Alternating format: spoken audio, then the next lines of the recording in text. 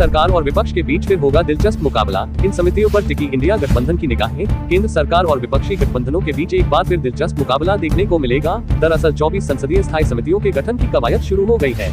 उधर विपक्षी दलों ने भी सियासी हलचल बढ़ा दी है। इस बार विदेश, वित्त और रक्षा संबंधी अहम समितियों पर विपक्ष अपना जोर लगाएगा। कांग्रेस का कहना है कि इस बार सत्ता पक्ष मनमर्जी नहीं कर पाएगा। सीएम योगी के निर्देश पर अधिकारियों ने बाढ़ को लेकर तैयारियां की पुख्ता। संभावित जनपदों के लिए 10 करोड़ की धनराशि जारी। प्रमुख सचिव राजस्व पी गुरु प्रसाद ने बताया कि मुख्यमंत्री योगी आदित्यनाथ ने अधिकारियों को बाढ़ प्रभावित क्षेत्रों में अलर्ट रहने के साथ तैयारियों को पुख्ता करने के निर्देश दिए थे। ऐसे में सीएम योगी की मंशा के अनुरूप प्रदेश के अति संवेदनशील और संवेदनशील क्षेत्रों में 612 बाढ़ चौकियों की स्थापना की जा चुकी है। वहीं इन क्षेत्रों में अतिरिक्त बाढ़ चौकियों की स्थापना की कार्रवाई चल रही है। एसआईटी ने बंद लिफाफे में शासन को दी हाथरस भगदड़ की प्रारंभिक रिपोर्ट। डीएम और एसपी से लंबी पूछताछ। उत्तर प्रदेश के हाथरस में सत्संग की घटना पर एसआईटी ने प्रारंभिक जांच रिपोर्ट शासन को सौंपी है। एसआईटी ने शुक्रवार को हाथरस के डीएम और एसपी से कई घंटे की पूछताछ की है। प्रारंभिक जांच रिपोर्ट में घटना का जिम्मेदार आयोजकों को माना गया है। उधर हाईकोर्ट के पूर्व न्यायाधीश की अध्यक्षता वाले न्यायिक आयोग के शनिवार को हाथरस आने की सूचना है।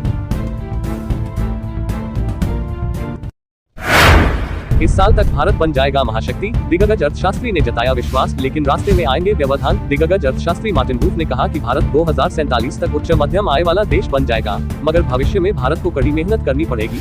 अर्थशास्त्री मार्टिन बूथ फाइनेंशियल टाइम्स के मुख्य टिप्पणीकार हैं। उन्हें उम्मीद है कि 2047 तक भारत सुपर पावर बन जाएगा। बता दें कि प्रधानमंत्री नरेंद्र मोदी 2047 तक देश को विकसित राष्ट्र बनाना चाहते हैं।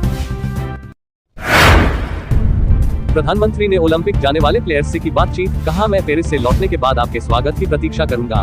पीएम ने बातचीत के दौरान नीरज से मजाकिया अंदाज में कहा, चूरमा आया नहीं तेरा अभी तक। इस पर नीरज ने कहा कि सर चूरमा लेकर आएंगे इस बार। पिछली बार दिल्ली में चीनी वाला चूरमा था, लेकिन आपको हरियाणा का देसी घी और गुड़ का चूरमा खिलाएंगे। इस पर पीएम ने कहा कि मुझे तो तेरी माँ के हाथ का चूरमा खाना है। यूपी एमएलसी इलेक्शन 2024, बहुरन लाल मौर्य निर्विरोध एमएलसी निर्वाचित। अब विधान परिषद में भाजपा के इतने सदस्य।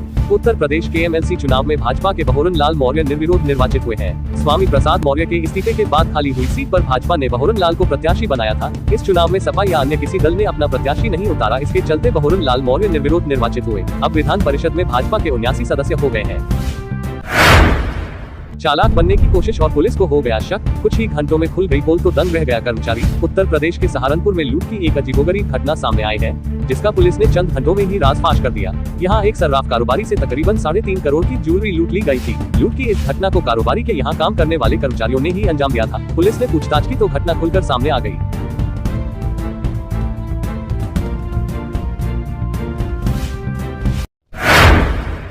दारोगा ने वर्दी की मर्यादा को किया तार-तार। सरकारी कार्यालय में घुसकर की हद पार। उप निरीक्षक को क्यों पीटा? उत्तर प्रदेश के हापुड़ जिले में उप निरीक्षक को दारोगा द्वारा पीटने का मामला प्रकाश में आया है। दारोगा ने सरकारी कार्यालय में जाकर ही लिपिक के साथ मारपीट की। इस दौरान आरोपित ने पीड़ित के साथ गाली गलौज भी की। दारोगा ने कार्यालय में जाकर मारपीट की।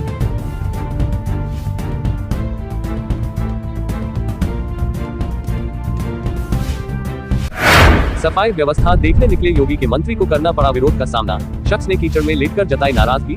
लखनऊ के प्रभारी और वित्त मंत्री सुरेश खन्ना शुक्रवार सुबह 4 वार्डों की सफाई व्यवस्था देखने को निकले थे। कुंज बिहारी वार्ड, गुरु गोविंद सिंह वार्ड, चंद्रभान वार्ड एवं गीतापल्ली वार्ड की सफाई व्यवस्था का स्थलीय निरीक्षण किया। गीतापल्ली क्षेत्र में गए सुरेश खन्ना को विरोध का सामना करना पड़ गया। एक स्थानीय निवासी ने कीचड़ पर लेटकर अपनी नाराजगी जताई।